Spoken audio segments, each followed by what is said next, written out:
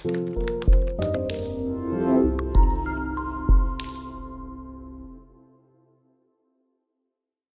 à toutes, salut à tous et bienvenue dans cette nouvelle vidéo sur la chaîne, c'est mon avis. On se retrouve aujourd'hui pour un déballage de produits, un unboxing. Et je suis vraiment ravi de déballer avec vous en cette année 2024 le premier produit de la gamme 13 de chez Xiaomi, évidemment la gamme Redmi. Puisque d'ici quelques jours, ou même quand vous allez regarder cette vidéo, il y aura eu la keynote, vous savez, la présentation de chez Xiaomi pour annoncer la gamme des Redmi Note 13. Là, on a bien un Redmi 13 et non pas un Redmi Note. Attention, hein, il y a vraiment une grosse différence. Les Redmi Note sont un peu plus chers, un peu plus haut de gamme, alors que les Redmi tout court sont des modèles vraiment très entrée de gamme. Ce Redmi 13C, il est sorti en novembre 2023. On a commencé à en trouver dans les magasins à partir de fin décembre. Donc c'est tout frais, ça vient de sortir, en tout cas chez nous en France. C'est un smartphone qui est proposé à 179 € seulement. On n'a évidemment pas de 5G à ce prix-là, mais on a du NFC, hein, c'est indiqué ici, donc on peut faire du paiement sans contact. Aussi, ce qui est très intéressant, c'est qu'on a un processeur MediaTek Helios G85, donc c'est plutôt du bon processeur. Une batterie de 5000 mAh.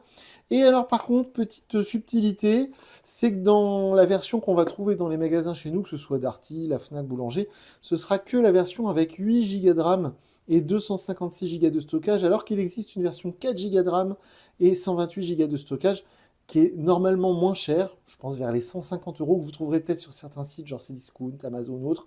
Mais dans le vrai réseau de distribution, ce sera que cette version 8 Go de RAM et 256 Go de stockage. Comme d'habitude, je vous mets sous la vidéo le lien vers la fiche technique GSM Arena. Vous avez un écran LCD 90 Hz, donc rafraîchi 90 fois par seconde, donc c'est plutôt sympa, surtout dans ces prix-là. On a un capteur photo principal de 50 mégapixels, alors on n'a pas de stabilisation optique hein, sur un téléphone à moins de 200 €, mais il faudra voir, justement, c'est le genre de choses que je suis curieux de tester. L'autonomie, sans doute, va être très bonne avec cette batterie de 5000 mAh. Et aussi donc l'interface MIUI 14 de chez Xiaomi, qui va bientôt laisser place à une interface qu'ils vont appeler HyperOS. Donc a priori, là on est sous Android 13, hein, j'ai oublié de le préciser. Et s'il y a une mise à jour Android 14, je pense que ce sera vers HyperOS et non pas vers MIUI. Donc là il y a un petit rappel des caractéristiques techniques principales, donc l'écran 90 Hz. On a apparemment un triple capteur caméra, on va vérifier ça. Le processeur octa-core, donc on a dit c'est du MediaTek, la batterie 5000 mAh. Ah, on a 18 watts sur la recharge. Donc ça, c'est pareil. Je vais tester au niveau de la rapidité. Alors, je l'ai choisi en noir, parce que comme d'habitude, pour l'avoir tout de suite, il fallait l'acheter en noir. Mais il existe dans un très beau bleu glacier, un peu vert turquoise, qui a l'air vraiment sympa. Mais malheureusement, il fallait attendre quasiment une semaine pour l'avoir. Donc j'ai choisi celui en noir qui était dispo immédiatement. Alors, la surprise aussi, quelque chose que je voulais vérifier. Si j'arrive à enlever évidemment le petit carton là. Mais vu le poids de la boîte, j'ai peur qu'il n'y ait pas de chargeur. Et ce serait bien le premier Xiaomi que je teste où il n'y a plus de chargeur d'adaptateur secteur. Alors il y a l'outil ici pour le tiroir SIM. Et il n'y a que le câble. Ça y est, même Xiaomi, Xiaomi, c'est dur à dire. Mais ouais, il n'y a plus que le câble USB-C.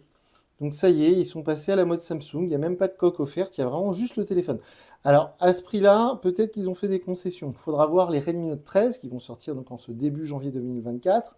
Est-ce que les Redmi Note 13, qui sont vers les 250 €, 300 €, est-ce qu'il y aura le chargeur, est-ce qu'il y aura la coque? Parce que c'était vraiment, depuis qu'on teste des Xiaomi sur la chaîne depuis 2018, il y a toujours eu un chargeur et une coque sur tous les Xiaomi qu'on a testés, même les Poco. Donc là, c'est bien la première fois qu'il y a juste le guide de démarrage rapide, là, le truc d'information de sécurité. Voilà, et le câble USB-C. Il n'y a que ça dans la boîte.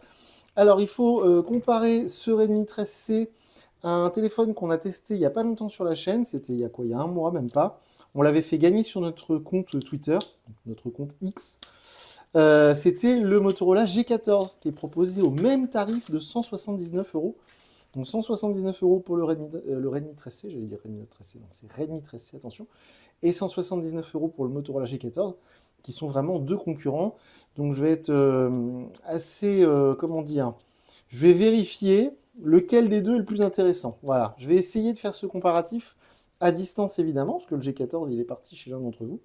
Mais j'en ai des souvenirs plutôt frais, donc ce sera plutôt facile. Le design est très sympa, j'aime beaucoup, ça fait, une fois dans la main, ça fait très quali. Ça fait pas du tout cheap. Donc très très sympa le design de ce 13C une fois en main, c'est très chouette.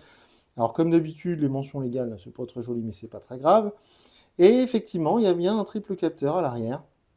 Le capteur principal, donc de 50 mégapixels.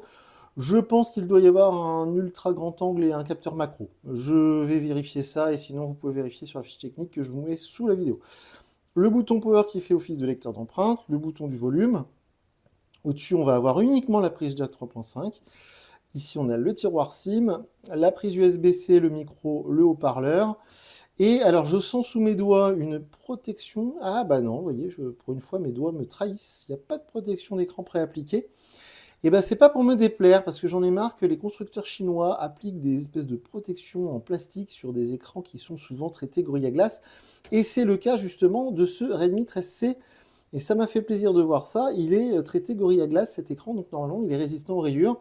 Donc normalement, inutile d'ajouter du gel, un verre trempé, ce genre de choses. Ou un film protecteur, justement, chose que font d'habitude les constructeurs chinois. Donc comme je vous le disais, c'est Android 13, c'est MIUI 14. C'est une interface qu'on a vue et revue toute l'année 2023 sur tous les téléphones Xiaomi et Poco, évidemment. C'est une interface que j'aime bien, mais attention, et je veux le préciser, alors malheureusement, dans ces prix-là, de toute façon, vous n'avez pas beaucoup de choix. C'est une interface, alors on voit la bordure d'écran en dessous est très importante, hein. Là, vraiment, c'est à l'ancienne, hein, c'est pas très beau. Et effectivement, on a ce design en goutte d'eau. C'est pas un petit point pour la caméra, c'est vraiment une goutte d'eau. Donc ça aussi, c'est vraiment l'ancienne. Ça donne un look un peu cheap, là, pour le coup, un peu pas cher, hein, c'est dommage. Donc oui, cette interface MIUI 14, je l'aime bien. Mais je le répète à chaque fois, attention, c'est vraiment axé sur la publicité. Ils vont vraiment capter un maximum d'informations à votre sujet pour essayer de les revendre à des prestataires publicitaires. Il y a beaucoup d'applications et de jeux préinstallés sur MIUI 14. Évidemment, il y a ce carrousel dont je vous parle souvent, dont on va nous parler voilà, dans un instant. Vous voyez ce fond d'écran de votre écran de verrouillage qui va vous mettre des publicités sur l'écran de verrouillage de votre smartphone. Il n'y a que Xiaomi qui font ça. C'est vraiment... moi, j'aime pas beaucoup hein, cette philosophie d'essayer de récolter de l'argent comme ça. Alors, Motorola le fait aussi. Pas jusque-là. Ils ne mettent pas encore de la pub sur l'écran de verrouillage chez Motorola. Ça va peut-être venir. Mais c'est vraiment les deux, là, Xiaomi, Motorola, c'est vraiment les deux constructeurs chinois qui actuellement mettent un max de pub pour essayer de tirer les prix vers le bas. Et j'aurais plutôt tendance à conseiller de mettre quelques euros de plus pour aller sur des marques qui sont un peu moins sur cette philosophie.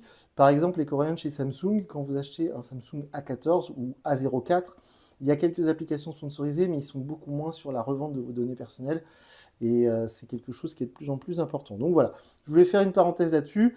De toute manière, en dessous de 200 euros, il n'y a pas trop le choix. Hein. Vous êtes sur des modèles vraiment entrée de gamme.